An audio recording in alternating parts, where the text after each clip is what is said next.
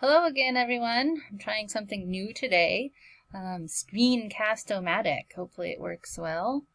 And I'm actually going to read to you instead of using the book feature I had before. This is a story called Owen and Mzee, the true story of a remarkable friendship, told by Isabella Hatkoff, Craig Hatkoff, and Dr. Paula Kahumbu, with photographs by Peter Grest.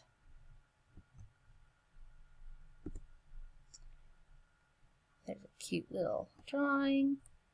Owen and Mzee, the true story of a remarkable friendship.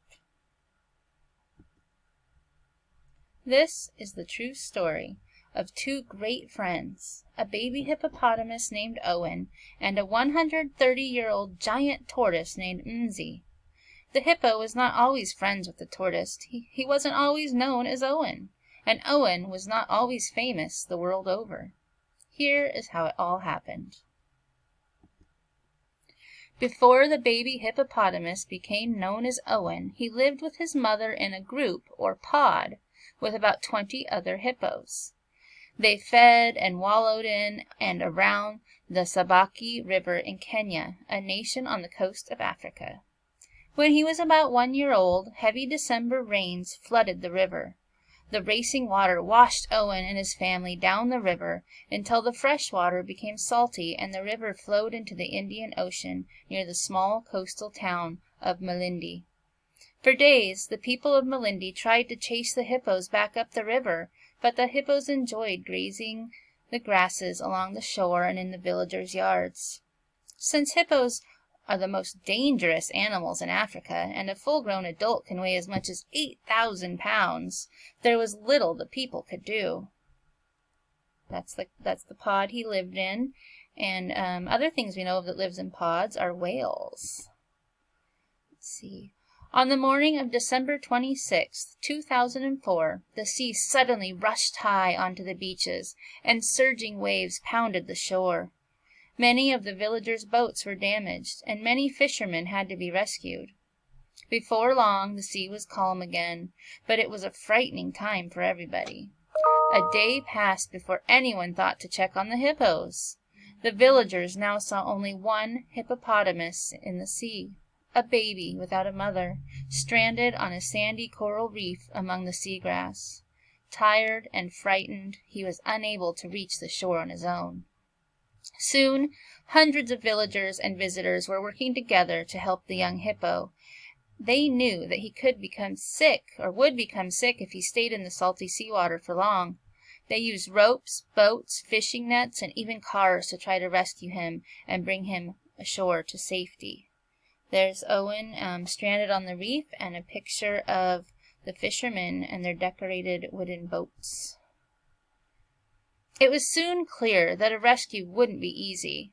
Though the baby hippo was only about 2 feet tall, he weighed a hefty 600 pounds and was slippery and strong, and the hippo was alarmed by all the human commotion. Angrily, he broke through their nets and escaped from their ropes. Hours went by, and the anxious crowds of people who gathered to watch feared that the hippo could not be saved. Finally, with a stronger shark net, the rescuers were able to catch the hippo. A brave visitor named Owen Mzee tackled him, stopping him long enough to let others secure the net. That is why, when it came time to choose a name for the hippo, it seemed only right that he should be called Owen. At last, the rescuers towed the baby hippo toward land. When they reached the shore, a loud, joyous cheer went up from the 1,000 men, women, boys, and girls who now crowded the beach. Their happy cries could be heard almost a mile away. Wrapped in the net, Owen was hoisted into the back of a pickup truck and brought to a shady spot. People weren't sure where Owen should be taken next. They called Haller Park, an animal sanctuary about 50 miles away, near the city of Mombasa. Dr. Paula Kahumbu, the manager, immediately offered Owen a place to live there. She explained that he could never be returned to the wild. Since he was still a baby, he wouldn't have learned yet how to fend for himself, and he would never be welcomed into another hippopod. He would be seen as an intruder and attacked. But they would take good care of him in Holler Park. Dr. Paula offered to drive to Melindy herself to bring Owen to his new home.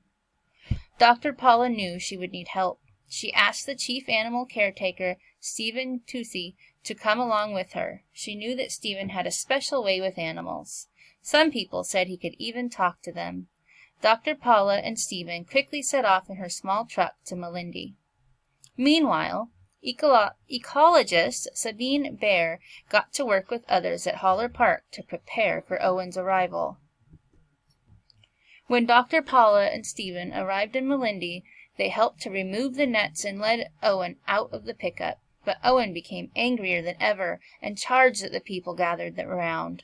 They tried to help him calm down by wrapping a blanket around his head.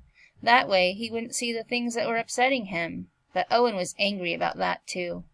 After many hours, about a dozen rescuers managed to move Owen from the pickup into Dr. Paula's truck, tying him so that he would be safe during the long drive to Holler Park.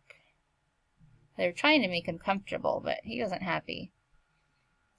Mzee, the wise old man of Holler Park. Meanwhile, Sabine and other workers prepared a large enclosure for Owen. They chose a part of the park that had a pond and a mud wallow, as well as tall trees and brush. Everything a hippo could want. The area was already home to a number of bush bucks, vervet monkeys, and a giant Aldabra tortoise called Mzee. Mzee, whose name means wise old man in the Swahili language, was the oldest creature in the park. At about 130 years of age, he had been alive since before Stephen's great-grandmother was born. He wasn't very friendly, except to Stephen, who seemed to know just what he liked, such as getting tickled under the chin. Otherwise, Mzee kept to himself. No one could have guessed how Mzee's life was about to change. At first, Mzee crawled away, but Owen wouldn't give up. Finally, Dr. Paula and Stephen arrived with Owen, who was now weak and exhausted. As soon as the ropes that held him were untied, Owen scrambled from the truck directly to Mzee, resting in a corner of the enclosure. Owen crouched behind Mzee the way baby hippos often hide behind their mothers for protection. At first, Mzee wasn't happy about this attention. He hissed at Owen and crawled away, but Owen, who could easily keep up with the old tortoise, did not give up. Slowly, as the night went on, Mzee began to accept his new companion. When the park workers checked on them in the morning, Owen was snuggled up against Mzee, and Mzee didn't seem to mind at all. Oh, there's a picture of him covered up. It's hard to see. There you go. Move myself up there. Over the next few days, Mzee continued to crawl away, and Owen continued to follow him. But sometimes it was Owen who would walk away from Mzee, and Mzee who would follow. Bit by bit, Mzee grew friendlier. At first, Owen wouldn't eat any of the leaves left out for him. Stephen and the other caretakers were worried that he would weaken even more. Then they noticed Owen feeding right beside Mzee, as if Mzee was showing him how to eat. Or perhaps it was Mzee's protective presence that helped Owen feel calm enough to eat. No one will ever know. But it was clear that the bond between Owen and Mzee was helping the baby hippo to recover from being separated from his mother and stranded in the sea. As the weeks went on, Owen and Mzee spent more and more time together. Soon they were inseparable. Their bond remains very strong to this day. They swim together, eat together, drink together, and sleep next to each other. They rub noses. Owen leads the way to different parts of the enclosure, then Mzee leads the way. Owen playfully nuzzles Mzee's neck, and Mzee stretches his neck forward, asking for more, just as he does when Stephen tickles him under the chin. Though both animals could easily injure each other, they are gentle with one another. A sense of trust has grown between them. You can see at the top, they're both there in the water. Wildlife experts are still puzzled about how this unlikely friendship came to be. Most have never heard of a mammal such as Owen and a reptile such as Mzee forming such a strong bond. Perhaps for Owen it happened this way. Young hippos like Owen need their mothers in order to survive. An old, slow tortoise like Mzee can never protect Owen the way a fierce mother hippo could. But since Mzee's coloring and rounded shape are similar to a hippo's, it's possible that to Owen, Mzee looks like a hippo mother he needs. Harder to explain is the affection that Mzee seems to show for Owen. Like most Aldabra tortoises, Mzee had always preferred to be alone. But sometimes these tortoises live in groups, and perhaps Mzee sees Owen as a fellow tortoise, the first tortoise he is willing to spend time with. Or perhaps Mzee knows that Owen isn't a tortoise, but likes him anyway. The reasons are unclear, but science can't always explain what the heart already knows. Our most important friends are sometimes those we least expect. News of Owen and Mzee's friendship quickly spread around the world. People all over have come to love Owen, who endured so much yet never gave up, and Mzee, who became Owen's friend when he needed one most. Their photographs have appeared in countless newspaper and magazine articles. Television programs and even a film documentary have been made about them. Visitors come to Holler Park every day to meet the famous friends. Aww.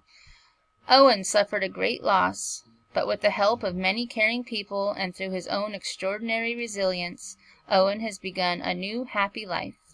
Most remarkable is the role that Mzee has played. We'll never know for sure whether Owen sees Mzee as a mother, a father, or a very good friend. But it really doesn't matter. What matters is that Owen isn't alone, and neither is Mzee. And that is the true story of Owen and Mzee, two great friends. There's more about Kenya and Malindi, and about hippopotami and Aldabra tortoises. You can always pause so you can read that information to learn more. More about the park and their futures. And that's the end of the book. I bet Isabella wrote those. I thought that was a great story. And on the Google Classroom, I'll include some videos and some other information and even a fun quiz on quizzes that you can do. Some vocabulary, some other activities. I hope you enjoyed the story and can think about other friends that maybe are strange friends, but still the best friends. Bye for now.